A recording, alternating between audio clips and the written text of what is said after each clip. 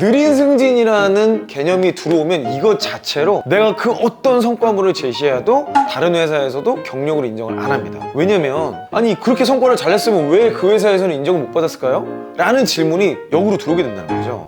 안녕하세요. 오늘도 일잘로 일타 강사 세산영입니다. 오늘은 제가 여러분께 경력에 대한 이야기 좀 하려고 그래요. 물경력에 대한 이야기. 많은 분들이 물경력이 될까봐 노심초사 걱정 많이 하시죠. 자, 그럼 물경력이 뭐냐라는 걸 좀 규정을 해야겠죠. 물경력이라는 건 뭐 제가 뭐 설명 안 해도 잘 알겠지만 쓸데없는 경력입니다. 경력은 있으되 사실은 내가 뭐 이런 경력이 있어요, 내가 이런 전문성이 있어요 라고 말하기가 굉장히 어려운 뭐 그런 경력이라고 볼 수 있어요. 그래서 보통 이 물경력이 일어나는 구간이 언제가 제일 많냐? 3년에서 7년 차 사이에서 가장 많이 나오는 것 같아요. 왜냐면 1에서 2년 차는요 중고 신입으로 먼저 어디를 가버립니다. 그래서 이 사람들은 경력이라고 말할 거리가 없어요. 근데 어쨌든 그렇게 신입으로 시작하고 특별한 의미 없이 그냥 막 다녔건 어쨌건 간에 3에서 7년 차 이 사이에는 이직은 많이 일어나지만 주로 일어나는 게 수평이동입니다. 자, 그리고 이거 뒤에는요 이제 물경력이라는 게 없어요. 무경력이거나 아니면 경력이나 둘 중 하나예요. 그러니까 무경력이라는 건 뭐냐면 오갈 데 없는 신세가 됐다는 뜻이죠. 왜냐면 이미 뭐 물경력이라고 말할 수 있는 건 벌써 넘어선 거야. 이거가 중요한 게 아니라 3에서 7년 차에 일어나는 물경력이 뭐냐, 오늘은 그거를 좀 규정을 해드리려고 그래요. 물론 1, 2년 차에 계신 분들도 잘 아셔야 되고 7년 차 이상이신 분들도 오늘 내용은 집중을 하셔야 돼요. 왜냐면 이 물경력이 되지 않도록, 물경력이라는 것에 빠지지 않기 위해서 우리는 어떤 걸 주의해야 되는가, 회피에 대해 3가지 포인트를 말씀드리겠습니다.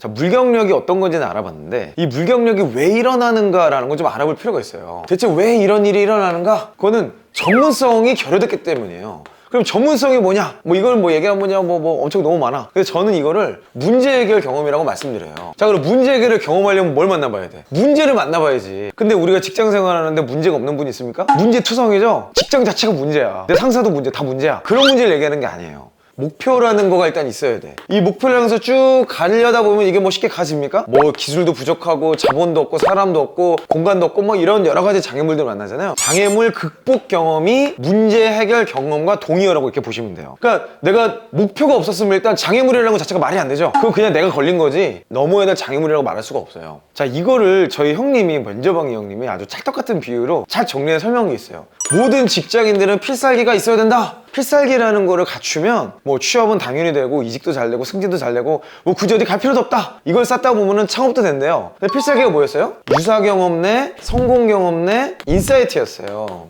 자, 여러분들은 이미 대부분 직장인이기 때문에 유사 경험이라는 건 내 직무겠죠. 성공 경험은 뭐예요? 목표를 달성해 본 경험이에요. 근데 목표를 달성했던 경험을 설명할 수 있는 유일한 방법이 숫자로 설명하는 겁니다. 수치화된 경험을 갖고 있어야 된다는 얘기죠. 그러니까 이 경험을 가지고 있을 때 물경력이 아니고 전문성을 가진 사람이다, 이렇게 설명을 하게 되는 거예요. 근데 이 경험을 못 쌓는 사람들의 특징이 뭐냐? 시키는 일만 합니다. 상사가 이것 좀 해봐, 저것 좀 해봐. 그러면 전체 큰 물줄기라는 게 있는데 내가 어디로 가는지를 알지 못하고 요것만 갔다가 일로 갔다가 이걸로 갔다가 결국엔 이게 뭔지를 모르고 그 일을 하는 거예요. 그 순간은 일을 잘하는 것 같지만 그 일이 누적되고 반복돼 봐야 문제 해결이나 성공 패턴이라는 게 쌓이지 않게 되는 거죠. 그래서 우리 모두는 뭐가 돼야 되냐? 기획자가 돼야 됩니다. 제가 계속해서 이야기하는 게 이거죠. 우리 모두는 어떤 직무가 됐건 기획자가 돼야 된다. 디자이너요? 그러면 디자인 기획을 해야 돼요. 마케팅이요? 마케팅 기획을 해야 돼요. 영업이야? 영업 기획을 해야 돼요. 직무 이름이 아니라 여러분들이 기획을 할 수 있는 사람이냐 아니냐로 전문성이라는 것이 바로 직결된다는 거예요. 자, 이런 맥락에서 이게 쌓이기 위해서 여러분들이 피해야 될 3가지 포인트가 있습니다. 자, 첫 번째는 뭐냐면요, 잦은 이직이에요. 자, 이직이 잘못된 거 아니에요. 퇴사가 잘못된 거 아니에요. 다만 잦은 이직은 굉장히 위험합니다. 제가 보기엔 한 개의 회사에서 근속이 기본 2년은 돼야 돼요. 근데 예를 들어서 총 경력이 3년이야. 나는 직장 생활에서 3년이 됐어. 근데 회사를 3군데 다녔어. 그리고 4번째 지원이야. 그러면 사실은 내가 어떤 필살기를 가지고 있을 수도 없고, 뭐 설령 있다 하더라도 회사에서 이거 자체를 굉장히 안 좋게 봅니다. 그러다 보니까 조각난 경력이라고 그래요. 조각난 경력이 많이 생길수록 이게 스노우볼 효과라고 들어보셨나요? 이 눈이라는 거는 굴리면 굴릴수록 점점 커지는 거잖아요. 근데 이거를 굴러갈 만한 이 몸체 자체가 형성이 안 되는 거야. 그래서 이제 잦은 이직을 하게 되면은 실력도 당연히 안 생기지만 팀워크라든지 회사에 대한 로열티나 그 사람의 기준, 한계점, 인내심, 이런 많은 것들을 면접 때 공격을 받게 되는 거죠. 무턱대고 퇴사하지 마시고 무턱대고 이직하지 마시고 내가 정말 저 회사에서 뭔가 한 2, 3년 적어도 내 성장을 위해서 도전할 만한 곳인가? 라는 거를 생각해 보시고 이직을 실천하셔야 됩니다. 자, 2번째는 성과를 설명할 수 없는 거예요. 제가 너무나도 많이 강조했던 숫자로 수치화시키는 내용이죠. 자, 수치화를 제가 너무 많이 얘기하고 더 이상 말하기 좀 그런데 이거는 KPI라고 얘기했어요. 내 직무의 KPI를 검색하면 굉장히 많은 요소들이 나오는데 그 중에 내 성과가 뭐다라고 매칭시킬 수 있는 거는 연습을 하셔야 됩니다. 그리고 평소에 여러분이 일하실 때 일 끝나고 나서 내 성과는 뭐였어 라는 거를 KPI를 조사해서 설명하는 건 벌써 말이 앞뒤가 안 맞죠. 그냥 일을 시작하기 전에 내 KPI라는 걸 평소에 알고 있다가 난 이 KPI 이걸 달성해 보겠어 라고 기획을 하고 그 일을 해야 요 내용들이 누적이 되고 수치화되고 쌓이는 거예요. 이 패턴이 많아진 사람을 전문가다라고 얘기를 하는 거죠. 그래서 모든 업무에 있어서, 직무에 있어서 숫자로 나의 업무 성과를 설명하는 연습을 해보는 게 굉장히 좋습니다. 직무 네트워크나 업계 네트워크 같은 데 가서 여러분 PT하는 그런 커뮤니티가 있으면 꼭 가보세요. 트래커스 같은 거 되게 좋은 게 있다고 하는 것 같은데 그런 데 한번 가보시면 괜찮을 것 같아요. 간혹 가다가 성과를 많이 낸 게 중요하냐, 그 업계에 연차가 쌓인 게 중요하냐, 뭐 이런 질문 하시는 분들이 있어요. 연차 vs 성과. 자, 이렇게 질문하는 경우가 간혹 있습니다. 뭐가 더 중요할까요? 사실 둘 다 중요해요.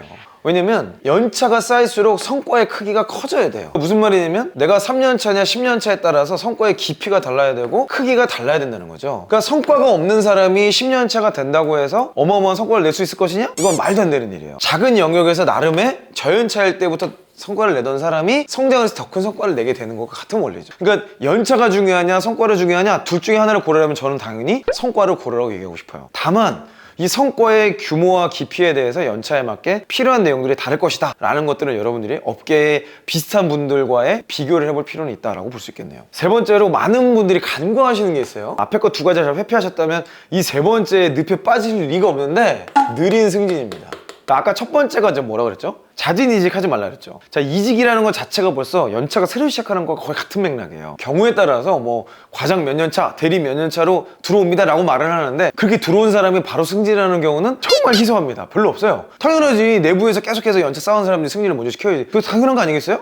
그리고 KPI를 중심으로 계속 내가 성과를 뭔가 냈다라는 거를 숫자로 설명할 수 있는 사람이라면 조직 내에서 승진을 시켰겠지. 느린 승진이라는 것 자체가, 자, 여기서 느리다는 거의 정의는 또래, 입사 기수, 동연차 대비입니다. 느린 승진이라는 개념이 들어오면 이것 자체로 내가 그 어떤 성과물을 제시해도 다른 회사에서도 경력으로 인정을 안 합니다. 왜냐면 아니 그렇게 성과를 잘 냈으면 왜 그 회사에서는 인정을 못 받았을까요? 라는 질문이 역으로 들어오게 된다는 거죠. 자, 필살기라는 것을 우리가 항상 잘 준비를 하고 있으면 회사 내에서도 인정을 받을 수밖에 없어요. 근데 또래나 기수나 동연차에 비해서 승진이 느렸다 그러면 아무리 내가 뭐 이직을 안 했고 이 회사 일편단심으로 다녔고 아무리 내가 KPI 중심으로 모든 성과를 설명해도 이것 때문에 망가지는 경우가 있더라. 내가 회사 내에서 승진이 뭔가 잘 안 되는 것 같아. 그리고 뭐 그거를 왜 그러냐고 인사팀이나 너 팀장님도 막 물어봐도 막 이렇게 좀 대답이 명쾌하지 않아. 그러면 그때가 바로 이직을 준비해야 될 때입니다. 자, 이것과 관련해서 연차별로 커리어의 기준? 꼭 이런 경험을 해야 된다라고 제가 정리해드린 영상이 있어요. 꼭 여기다가 제가 링크를 걸어놓을 테니까 이거 끝나고 나서 꼭 한번 참고로 보시면 좋겠습니다. 자, 이제 마무리하면요. 승진이라는 거는 단순히 뭐 연봉이 올라가거나 영향력 커지는 이런 차원의 문제가 아니에요. 여러분의 필살기가 잘 쌓여져 가고 있는가, 나의 커리어가 잘 성장 확장되고 있는가를 조직으로부터 확인받는 시간이라고 보시면 됩니다. 이게 잘 된 사람이 결국 이직도 잘 되는 거고 자신만의 커리어도 잘 쌓을 수 있게 되는 거예요. 내가 오늘 물경력으로 가는 길에서 꼭 회피해야 될 세 가지 포인트에 대해서 알아봤습니다. 여러분의 경력이 더 탄탄해지고 엣지가 생기는 그날까지 저는 계속해서 여러분 함께 할 테니까요. 어렵거나 궁금한 내용이 있다면 아래 댓글에 자세하게 달아주세요. 다음에 그 영상을 다루도록 하겠습니다. 여러분 화이팅 하시고요. 저는 다음 영상에서 뵙도록 하겠습니다. 이상 이영이었습니다.